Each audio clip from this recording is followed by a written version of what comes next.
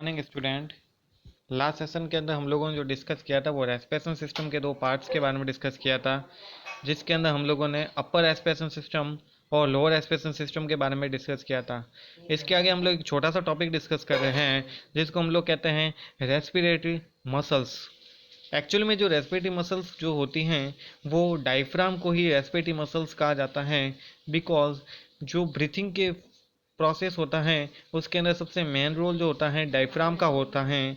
ये डायफ्राम क्या करता है, स्पेशल टाइप की एक मसल्स होती हैं जो हमारे जो लंग्स होते हैं उसके साथ में कनेक्टेड रहता है। ये हमारे लंग्स के नीचे एक थॉरिक थॉरेसिक्स कैविटी होती हैं जिसके अंदर कनेक्टेड रहता है, और ये जब कॉन्ट्रेक्शंस करता है in diaphragm facilitates entry of air in lungs. Actual में जब डायफ्राम नीचे की डायरेक्शंस के अंदर आता है, कॉन्ट्रेक्शंस करता है, तब हमारे जो लंग्स होते हैं उनके अंदर एयर की एंट्री होना शुरू होती है। और जब हमारे डायफ्राम रिलैक्स फॉर्म के अंदर आता है तब हमारे जो लंग्स होते हैं वो फ्री हो जाते हैं और वहाँ से सारी की सारी जो एयर होती हैं वो बाहर निकल जाती हैं। यानी कि हम लोग बात करें लंग्स को हमारे फुलफिल करने के लिए या फिर एम्प्टी करने के लिए जो सबसे मेन होता है वो डायफ्राम मसल्स ही होती हैं। इसके बाद में हम लोग बात करते हैं फिजियोलॉजी ऑफ रेस्पिरेशन। रेस्पिरेशन की जो फिजियोलॉजी होती है वो दो टाइप की होती हैं।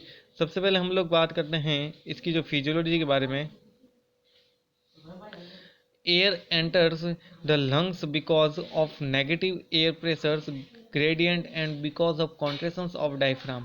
इसके अंदर वहाँ जो गैसें का एक्सचेंज होता है वो दो तरीके से होता है, एक होता है एक्सटर्नल रेस्पिरेशन और एक होता है इंटरनल रेस्पिरेशन। सबसे पहले हम लोग बात करते हैं एक्सटर्नल रेस्पिरेशन के अंदर।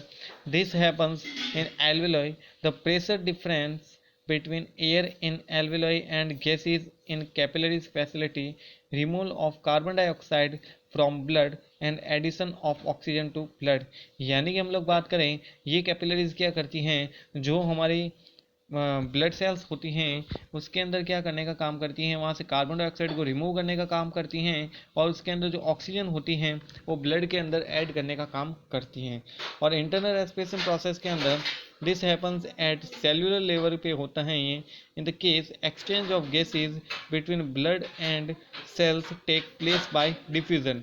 डिफ्यूजन प्रोसेस एक प्रोसेस होता है जिसके अंदर हम लोग बात कर सकते हैं कि जैसे इसके अंदर जो फ्लो होता है ब्लड का वो गैसेस का जो होता है हाई से लो की ओर होता है, यानी हाई कॉन्ट्रेशन से लो कॉन्ट्रेशंस की ओर इसके अंदर जो गैसेस का एक्सचेंज होना शुरू हो जाता है।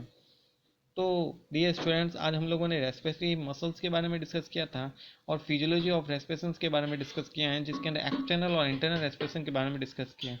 इसी के साथ में हमारा ये टॉपिक यहीं पर एंड हो जाता है जो ह्यूमन रेस्पिरेशन सिस्टम था। तो thank you students, have a nice day.